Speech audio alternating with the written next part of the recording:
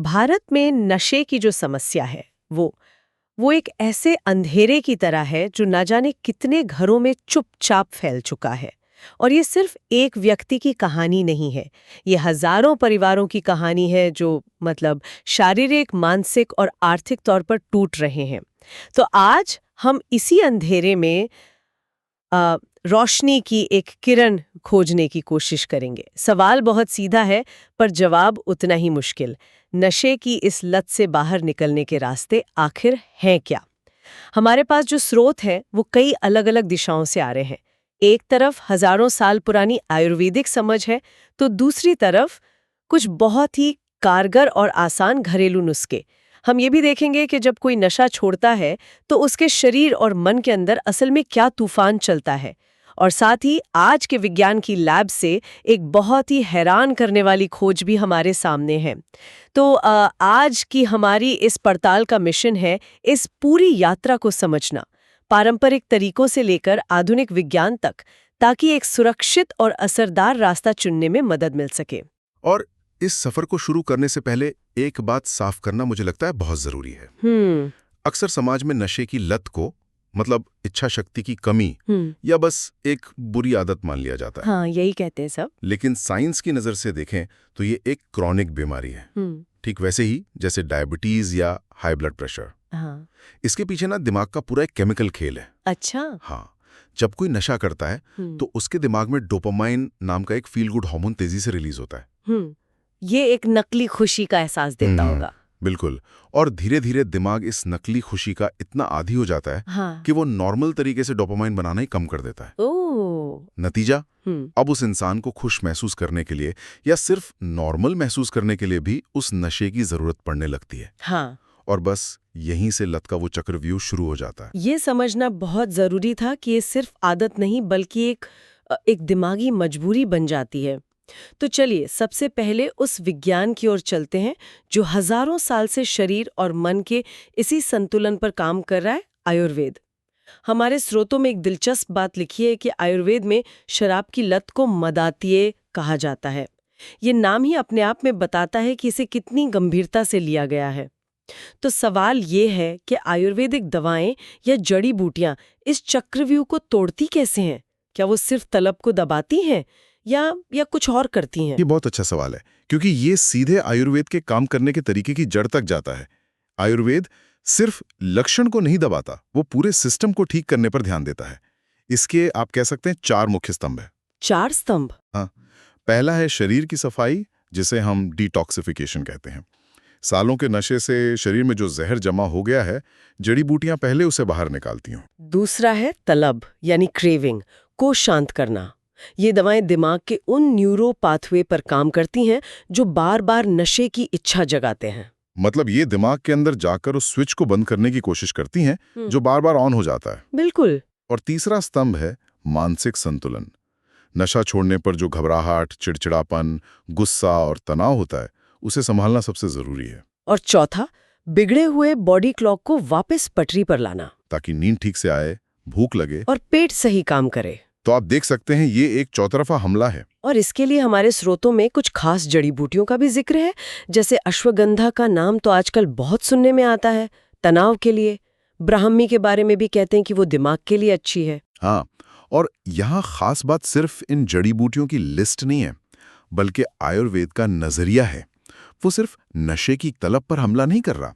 अश्वगंधा से वो उस तनाव को निशाना बना रहा है जो शायद नशा करने की पहली वजह बनता है। अच्छा। ब्राह्मी से मन को शांत कर रहा है ताकि इंसान सही फैसले ले सके। गिलोय जैसी जड़ी बूटी शरीर की इम्यूनिटी और लिवर को ठीक करती है, जो नशे से सबसे ज्यादा खराब होते हैं। शंख पुष्पी नींद और घबराहट को संभालती है। ये एक तरह से पूरे इकोसिस्टम को ठीक करने जैसा है, ना कि सिर्फ एक खरपतवार को उखाड़ने जैसा। ये इकोसिस्टम वाली बात बहुत दिलचस्प है। इसमें एक और नाम है कौंच बीज। ये कैसे काम करता है? कौंच बीज बहुत खास है क्योंकि ये सीधे डोपामीन सिस्टम पर काम करता है। इसमें एल-डोपा नाम का एक नेचुरल कंपाउंड होता है जो दिमाग में जाकर डोपामीन में बदल जाता है। ओह। तो ये दिमाग को बाहर से नशा दिए बिना अंदर से ही खुद को संतुलित करने में मदद करता है, जिससे तलब में काफी कमी आती है। और त्रिफला तो है ही, जो पाचन तंत्र को साफ करके पूरे शरीर को डिटॉक्स करने का सदियों पुराना फॉर्मूला है। ये सब मिलकर एक टीम की तरह काम करते हैं। ठीक है, तो ये तो हुई उस तैयारी की बात जो शरीर और मन को अंदर से मजबूत बनाती है। लेकिन अब उस हिस्से पर आते हैं जो शायद सबसे मुश्किल है।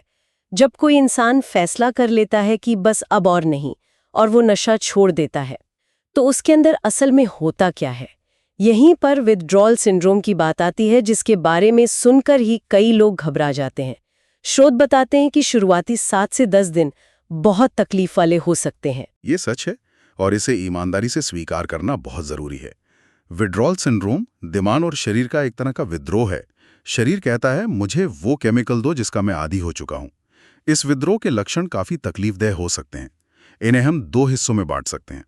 पहले हैं शुरुआती यानी पहले कुछ हफ्तों के लक्षण। शारीरिक तौर पर तेज बेचैनी, ऐसी थकान जैसे शरीर में जान ही नहीं है, बहुत पसीना आना, हाथ पैर कांपना, रात रात भर नींद ना आना और सिर से लेकर पैर तक दर्द होना। ये जो कांपने जैसे लक्षण हैं, क्या ये खतरनाक हो सकते हैं या ये सिर्फ एक असहज एहसास है? ज्यादातर मामलों में ये असहज होता है, लेकिन गंभीर लत में, खासकर शराब की लत में, ये खतरनाक भी हो सकता है। एक कंडीशन होती है डेलीरियम ट्रेमेंस, जिसमें दौरे भी पड़ सकते हैं। इसीलिए हमेशा कहा जाता है कि गंभीर मामलों में डॉक्टर की निगरानी में ही नशा छोड़ना चाहिए। और शारीरिक लक्षणों के साथ साथ मानसिक लक्षण तो वो और भी ज्यादा परेशान करते हैं। जैसे भयानक चिड़चिड़ापन, छोटी छोटी बात पर गुस्सा, मूड का एक पल में खुशी से गम में चले जाना, डिप्रेशन और इन सब के ऊपर हावी होती है नशे की जबरदस्त तलब, जिसे क्रेविंग कहते हैं।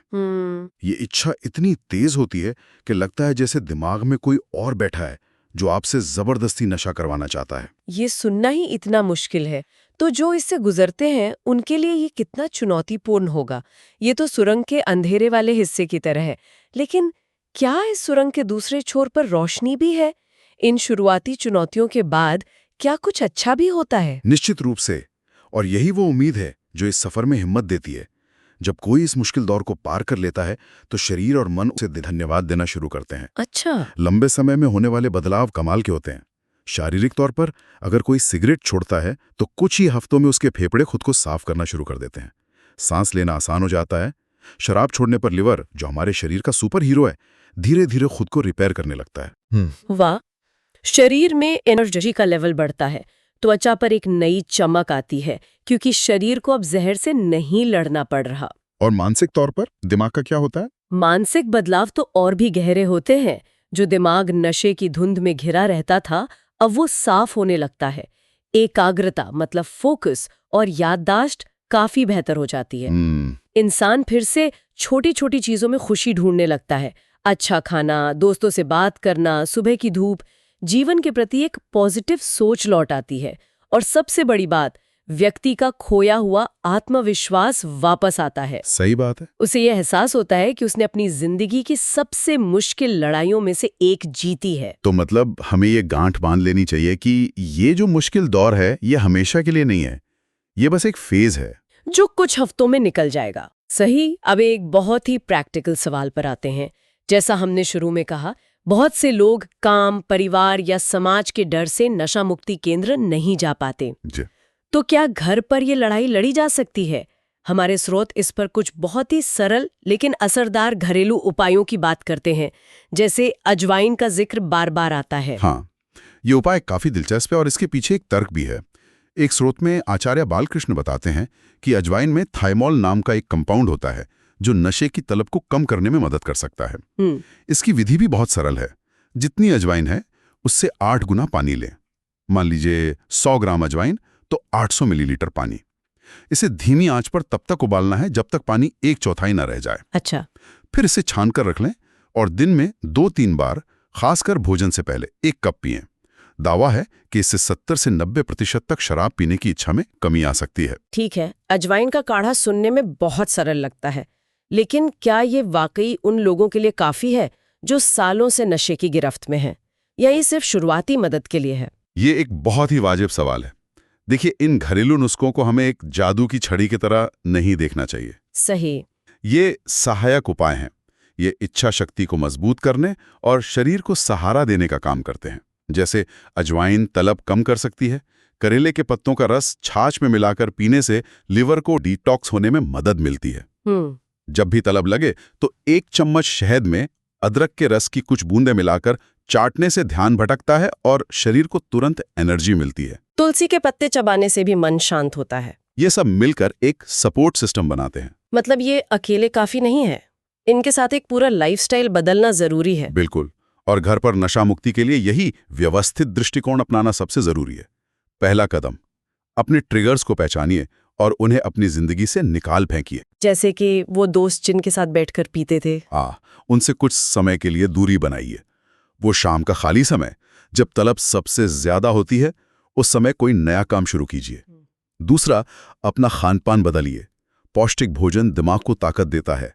नींबू पानी, नारियल पानी, फल सब्जियां, ये सब शरीर से जहर निकालने में मदद करते हैं। सॉफ्ट ड्रिंक्स और तला भुना खाना छोड़ना होगा। बिल्कुल, क्योंकि ये शरीर में सूजन और बेचैनी बढ़ाते हैं। और हमारे स्रोतों में योग और प्राणायाम की भी बहुत बात की गई है।